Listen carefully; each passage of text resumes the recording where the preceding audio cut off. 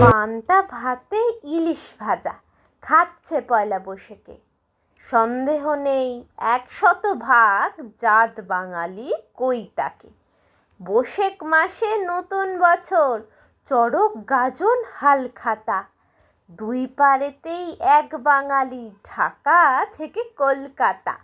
রসগোল্লা, মন্ডা মিঠাই, লুচি এবং সন্দেশে রুচি যাদের বুঝবে সঠিক, সেই বাঙালি সব দেশে।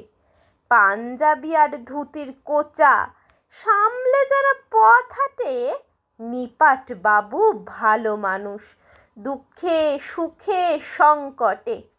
সারা জীবন রবীন্দ্রনাথ, প্রাণের প্রিয় নজরুলে। পাগল যারা সেই বাঙালি, বাঁচতে জানে প্রাণ খুলে। বাংলা ভাষা কণ্ঠে যাদের, কবিতা আর বাংলা গান, সেই বাঙালি ঠিক বাঙালি, না হিন্দু না মুসলমান।